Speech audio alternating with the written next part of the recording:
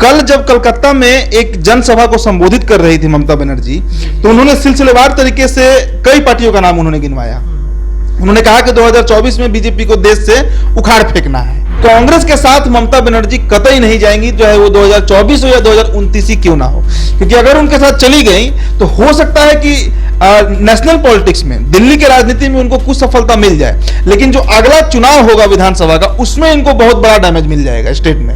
ममता बनर्जी को कोई PM face बना दे, तब हो भी सकता है कि वो ये रिस्क ले लें कि वो कांग्रेस के साथ चली जाए। लेकिन अगर उनको पीएम फेस कोई ना बनाए, अगर राहुल गांधी ही पीएम फेस रहे, तब ममता बनर्जी की कोई मजबूरी नहीं है कि वो जाएंगी कांग्रेस के साथ। तो नीतीश कुमार अपनी राह चल रहे हैं, चंद्रशेखर राव अपनी राह चल रहे हैं, ममता बनर्जी की अपना आइडियोलॉजी है, वो कभी भी वाम दल के साथ जा ही नहीं सकती है। और नीतीश कुमार कहते हैं कि बिना सीपीआई और सीपीआई-एमएल और बिना कांग्रेस को लिए कभी भी हम केंद्र में सरकार बनाने की कल्पना ही नहीं कर सकते हैं। दिल्ली में अगर सरकार बनाना है तो एक व्यक्ति जो बंगाल से हैं, वो कह रहे हैं कि कभी भी हम नहीं जाएंगे कांग्रेस के साथ, और जस्ट उनका नेबरिंग स्टेट बिहार से जो सीएम है, वो कह रहे हैं कि इनके बिना तो संभव ही नहीं है दिल्ली में सरकार बनाना। तो कहां से विपक्षी एकता हो पाएगा, यहीं पर पेच फंसता है। देखिए, मिशन 2024 की तैयारी चल रही है। तमाम विपक्षी दलों से नीतीश कुमार मुलाकात कर रहे हैं। नीतीश कुमार लगातार ये चर्चा कर रहे हैं कि हम सभी देश के जितने सारे विपक्षी दल हैं, 7 दलों की बातचीत कर रहे हैं और 7 दलों को एकजुट करने में लगे हुए हैं। चाहे बात सीपीआई-एम की करे,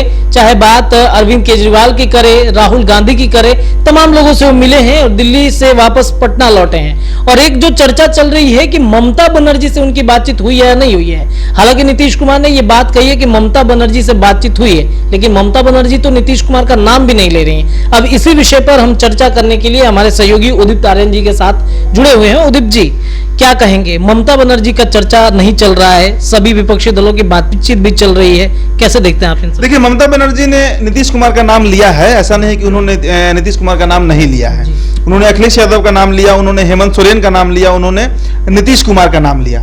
लेकिन चर्चा का विषय यह बना हुआ है बिहार की राजनीति में, बिहार से बंगाल तक आप कह सकते हैं, कि कल जब कोलकाता में एक जनसभा को संबोधित कर रही थी ममता बनर्जी, तो उन्होंने सिलसिलेवार तरीके से कई पार्टियों का नाम उन्होंने गिनवाया। उन्होंने कहा कि 2024 में बीजेपी को देश से उखाड़ फेंकना है। तो जब नाम वो गिनवा रही थी, तो उस श्रृंखला में नीतीश कुमार, अखिलेश यादव, हेमंत सोरेन आए, लेकिन देश की जो सबसे बड़ी विपक्षी पार्टी है, यानी इंडियन नेशनल कांग्रेस, कांग्रेस का नाम उन्होंने नहीं लिया।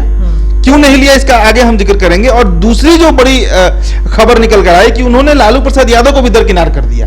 भाई, बिहार की सबसे बड़ी पार्टी है और कांग्रेस देश की सबसे बड़ी विपक्षी पार्टी है, इन दोनों का नाम नहीं लिया। इसके बाद वाम दल का उन्होंने नाम नहीं लिया। तो वाम दल का नाम नहीं लिया, ये तो नैसर्गिक चीज है भाई, उन्हीं के खिलाफ पूरी राजनीति है ममता बनर्जी की। तो अब ये चर्चा का विषय बना हुआ है। इसके अलावा आपको याद होगा कि जब तक चंद्रशेखर राव पटना पहुंचे थे, तेलंगाना के सीएम हैं, वो भी नीतीश कुमार से बातचीत में जो खबरें निकल कर आई थी, वो भी नीतीश कुमार के सामने इस बात से इनकार कर रहे थे कि कांग्रेस के साथ वो जाएंगे। मतलब कांग्रेस को अछूत मानने वाली पार्टियां जो हैं इस देश में, जिसमें ममता बनर्जी आ गई, बीजू पटनायक भी आएंगे, माफ कीजिएगा नवीन पटनायक, जो बीजू जनता दल पार्टी से हैं, उड़ीसा के सीएम हैं, वो भी इस श्रेणी में नहीं आएंगे। हालांकि कल राहुल गांधी से स्टालिन की मुलाकात हुई है, जो तमिलनाडु के सीएम है, फोटो भी साझा किया गया है, हाथ में हाथ मिलाकर चल रहे थे। भारत जोड़ो यात्रा का जो साउथ में अभी चल रहा है, उसमें स्टालिन ने भी राहुल गांधी का साथ दिया है। लेकिन अगर आप डीएमके के इतिहास को देखिए, तो वो भी एंटी कांग्रेस रहा है, क्योंकि कांग्रेस लगातार, कांग्रेस का जो इतिहास है खासकर तमिलनाडु में, वो यही रहा है कि साथ में जब जाते हैं तो उसी पार्टी पर वो एक्शन करवा देते हैं, यही उनका इतिहास रहा है। तो वैसे स्थिति में कांग्रेस के साथ कितने दल जाएंगे ना, ये सबसे बड़ा मुद्दा होगा 2024 के लोकसभा चुनाव में।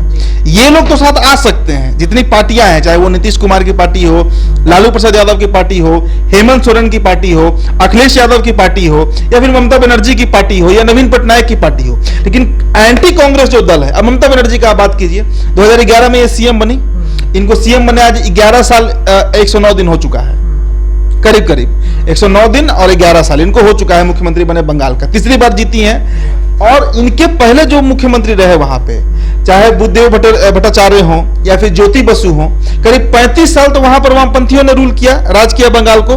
उसको उखाड़ कर, वाम के गढ़ में वाम को उखाड़ कर जो सीएम बनी ममता बनर्जी, और उसके बाद आप 2021 का इंसिडेंस याद कीजिए जो अगस्त के माह में घटा था। त्रिपुरा, जहां पर 25 सीटें हैं लोकसभा की, लगभग सभी सीटों के जो बड़े नेता थे उन सभी को तोड़कर इन्होंने कांग्रेस में शामिल करा लिया। त्रिपुरा के जो कांग्रेस के प्रदेश अध्यक्ष थे उनको तक इन्होंने टीएमसी में शामिल कराया, तृणमूल कांग्रेस वाले पार्टी में। तो वहां पर तो कांग्रेस को ये कमजोरी की है।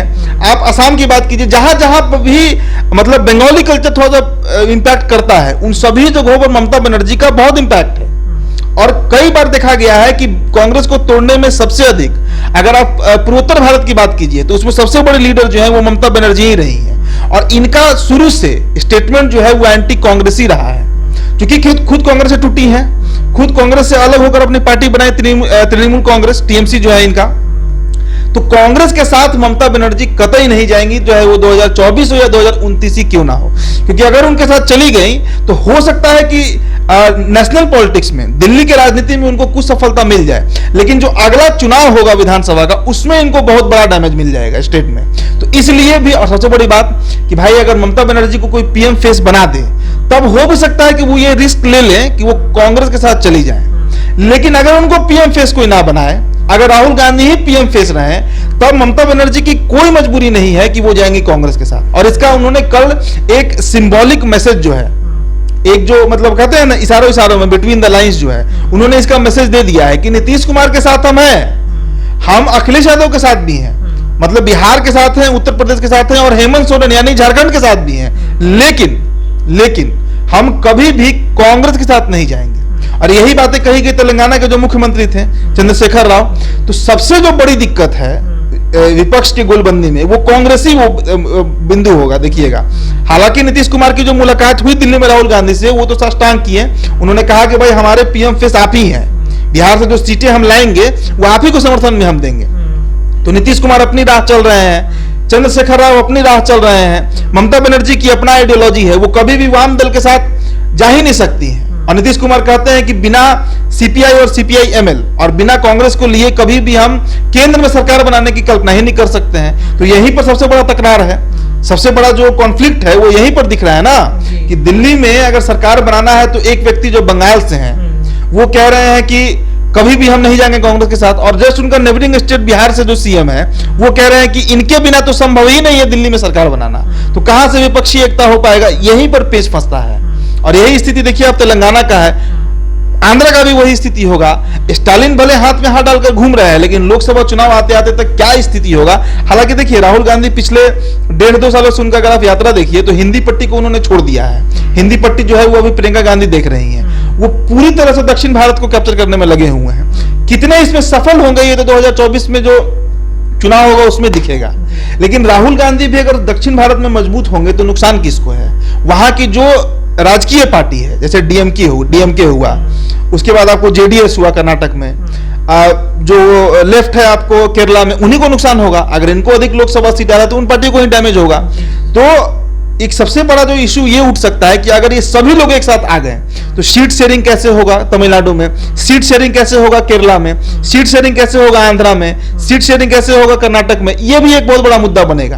तो अभी इंतजार करना है और देखते जाना है कि दरअसल एक्टिविटीज हो क्या रहा है, क्या क्या गतिविधि चल रहा है राजनीति में। ममता बनर्जी उधर छटक रही हैं, नीतीश कुमार इधर है, और लालू प्रसाद यादव का भी नाम उन्होंने नहीं लिया है। देखिए ये भी एक मार्क करने वाला बात है, इस चर्चा को भी हम छोड़ नहीं सकते हैं। लालू प्रसाद यादव के भी शुरू से वो खिलाफत में रही हैं ममता बनर्जी। लेकिन लालू प्रसाद यादव तो हमेशा ममता बनर्जी का नाम लेते रहे हैं, लगातार साथ आने की भी बातचीत कई बार चर्चा लालू देखिए यहां से बात होता है, वहां तक बात पहुंचता भी है तो वहां से रिस्पांस नहीं आता है, मतलब पश्चिम बंगाल इसको लेकर बहुत इंटरेस्ट नहीं दिखाता है। हालांकि बिहार की सबसे बड़ी राजनीतिक पार्टी अभी आरजेडी ही है। इसके बाद आप बात कर लीजिए अरविंद केजरीवाल का। अरविंद केजरीवाल ने इस बार जो नीतीश कुमार से मुलाकात की, कभी भी वो अपना खुद को इस कैटेगरी में नहीं रखना चाहते हैं। मतलब भाजपा जिस पर लगातार परिवारवाद की पार्टी का आरोप लगाती है, करप्ट पार्टी का आरोप लगाती है, उस श्रेणी से अभी तक अरविंद केजरीवाल बचे हुए हैं, अभी तक तो बचे हुए हैं फिलहाल। और गुजरात मॉडल को देखिए, अरविंद केजरीवाल के पॉलिटिक्स को समझना है तो आप इसी से अंदाजा लगा लीजिए कि जिस गुजरात मॉडल के बिसात पर, जिस गुजरात मॉडल के आधार पर नरेंद्र मोदी ने 2014 का चुनाव फतह किया, उसी गुजरात मॉडल को लगातार क्रिटिसाइज कर रहे हैं अरविंद केजरीवाल। गुजरात में चुनाव भी होने वाला है, तो अरविंद केजरीवाल का पॉलिसी है कि 2 स्टेट उनके हाथ में है, अगर तीसरा स्टेट भी वो जीत ले मतलब अगर गुजरात में वो जीत जाते हैं या फिर दूसरी नंबर की ही पार्टी अगर बन जाते हैं, मुख्य विपक्षी भी बन जाते हैं, तो बहुत बड़ा अचीवमेंट होगा उनका। अगर वो गुजरात सफल होने में, मतलब जीतने में सफल हुए, तब तो फिर अरविंद केजरीवाल किसी की नहीं सुनेंगे, वो राहुल गांधी की भी नहीं सुनेंगे। और मनीष सिसोदिया ने तो कह भी दिया है कि 24 का चुनाव आप वर्सेस बीजेपी होगा। तो एक तरफ अरविंद केजरीवाल का धुरी है, एक तरफ ममता बनर्जी का है, और एक तरफ नीतीश कुमार का है, और फिर दक्षिण भारत की राजनीति अलग है। तो फिलहाल पूरी विपक्ष की एकता का बात जो बार बार किया जा रहा है, चाहे वो ललन सिंह करे या नीतीश कुमार करे, वो बहुत मुश्किल है। एक बात और इसमें जोड़ूंगा, बंगाल के अगर आप इतिहास को उठाकर देखिए तो वहां पर 8 मुख्यमंत्री हुए हैं। कोई 2 टर्म के लिए हुआ, कोई 3 टर्म के लिए हुआ, सबसे लंबा ज्योति बसु रहे 23 साल के लिए। अब 8 के 8 वहां पर सवर्ण रहे हैं। अभी जो मौजूदा मुख्यमंत्री हैं वो ब्राह्मण है, और 1972 में वहां पर कांग्रेस उखड़ गई बंगाल में। शंकर सिद्धार्थ राय अंतिम सीएम बने, जिनके समय नक्सलबाड़ी मूवमेंट भी हुआ, चारू मजुमदार का अपराइजिंग भी हुआ, कई तरह के मूवमेंट्स हुए। उसके बाद कांग्रेस बंगाल में जमीन खो दी अपना पूरी तरह से, और आज तक फिर उसको रिगेन नहीं कर पाई। अब तो बीजेपी से भी खराब स्थिति में है वहां पर, मतलब वहां खत्म ही है। तो ऐसे स्थिति में एक फैक्टर और भी हो सकता है कि ओबीसी चेहरा है नीतीश कुमार। अब इसमें सवर्ण और ओबीसी का भी फैक्टर आ सकता है। ममता बनर्जी चूंकि ब्राह्मण है, और उनका और बंगाल में फॉरवर्डों का लॉबी बहुत मजबूत है, खासकर कायस्थ और ब्राह्मण, ये 2 जातियों का वहां पर राजनीति में शुरू से बहुत दबदबा है। तो ये भी एक फैक्टर हो सकता है कि जातीय आधार पर भी लोग एक साथ ना आ पाए, क्योंकि स्टालिन की राजनीति पूरी पेरियार की राजनीति है, समझिए, और ममता बनर्जी की राजनीति पूरी अलग राजनीति है। नीतीश कुमार की राजनीति समाजवाद की राजनीति है, वाम दल की राजनीति अलग राजनीति है, कांग्रेस का अलग पॉलिटिक्स है। विचारधारों को भी तो मिलना होगा। आप एक सर्टेन लिमिट तक ही कॉम्प्रोमाइज करिएगा ना किसी के साथ गठबंधन में, जो कहते हैं मिनिमम कॉमन एजेंडा, उसी पर कॉम्प्रोमाइज करिएगा। लेकिन अब पूरी तरह, अब कभी भी आप वाम को ममता बनर्जी से नहीं जोड़ सकते हैं, वो असंभव है, हो ही नहीं सकता है। तो बहुत फैक्टर है। अभी तो खैर 1.5 साल समय है, लेकिन मौजूदा स्थिति में ममता बनर्जी ने इनकार कर दिया है कि किसी भी कीमत पर हम कांग्रेस को, वाम दल को, और साइलेंट वर्ड में ही उन्होंने कहा है कि आरजेडी को भी हम एक्सेप्ट नहीं करने जा रहे हैं। तो 2024 के मिशन 2024 जो नीतीश कुमार ने शुरू किया है, उसमें क्या कुछ होगा? आने वाले दिनों में बदलाव होगा, या फिर नीतीश कुमार इस जो लोग छटक रहे हैं इस डैमेज को कंट्रोल करेंगे? तो कैसी लगी ये चर्चा हमें जरूर बताइएगा, उस बात पे भी हम चर्चा लगातार जारी रखेंगे। फिलहाल के लिए इस वीडियो में इतना ही, दीजिए इजाजत।